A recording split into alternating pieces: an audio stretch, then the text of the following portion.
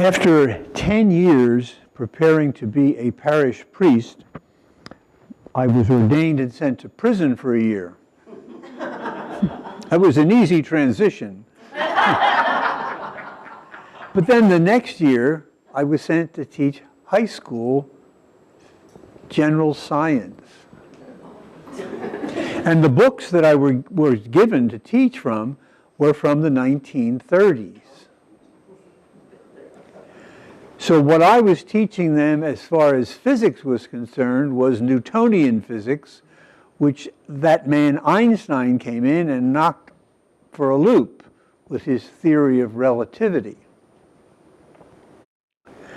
But a lot of good things came from Einstein's theory of relativity, because we were well into that atmosphere and that philosophy of individualism in the Western world, which we are still suffering with and from today.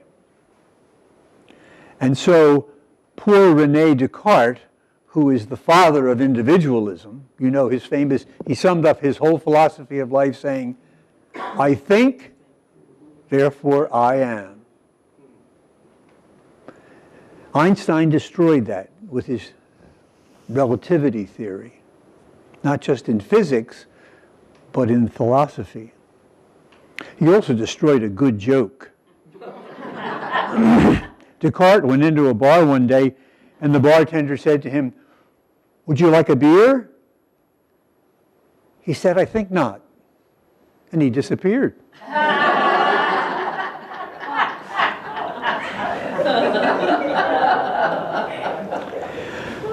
But we are celebrating today what we call Good Shepherd Sunday, because each year the reading of the gospel is from some part of John's gospel in which Jesus talks about himself as a shepherd. Now that also has problems for us, because in the Western world most of us don't know a darn thing about shepherds or sheep or any of that business. Michael and I do. We have a degree in it from our former monastery where we made our living by raising sheep. But the big difference is that when we think about herding sheep in this country, it's always a bunch of dogs and a man on an all-terrain vehicle pushing the flock ahead of him.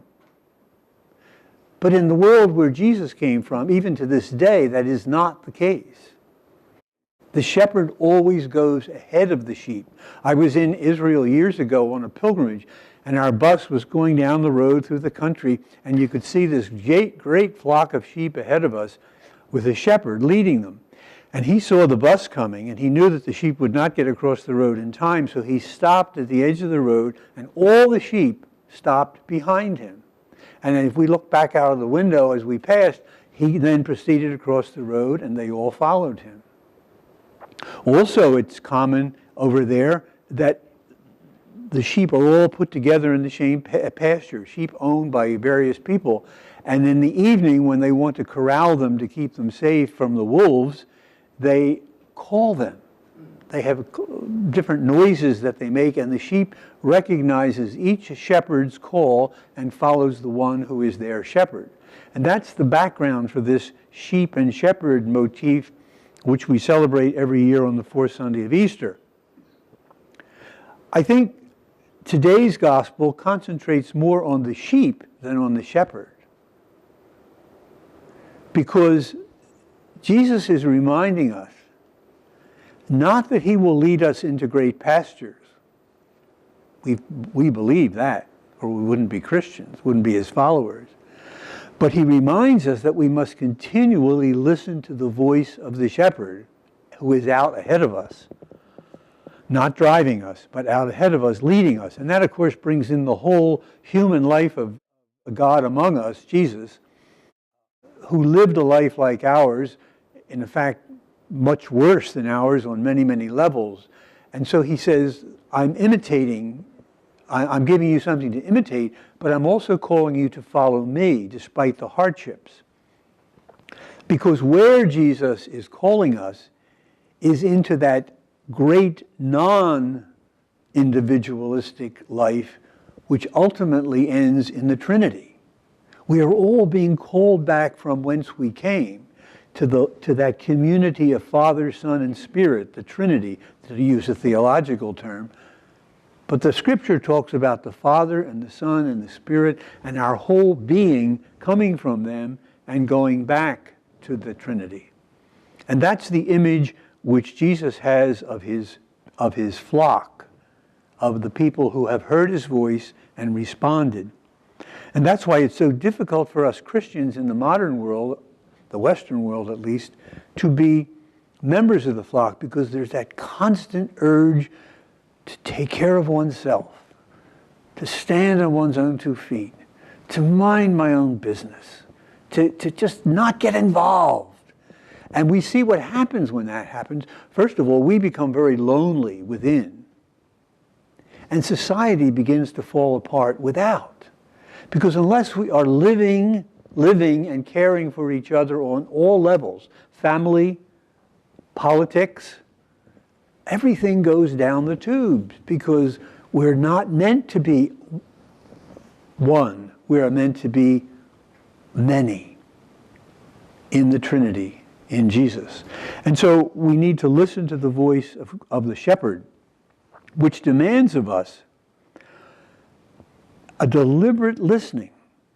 First of all, obviously, although not easily sometimes, it's prayer. Listening in prayer to what Christ is saying to us on a day-by-day basis. But it's also listening to the voice of Christ, who is speaking to us from the people with whom we are related. Be it our family, our monastery, our workplace, our parish, school, wherever it is, or the world. We can't escape it. It is a village. And people are suffering all over the world, and it's not just something that we watch on television, but in some way we have to be involved with, at least in prayer, and more close at hand with close handwork, helping people. So that's the vision of the Good Shepherd for this year of the liturgy. But it calls us to get out of ourselves and to be with others, not just physically, but mentally, emotionally, constantly. Never going back to me first.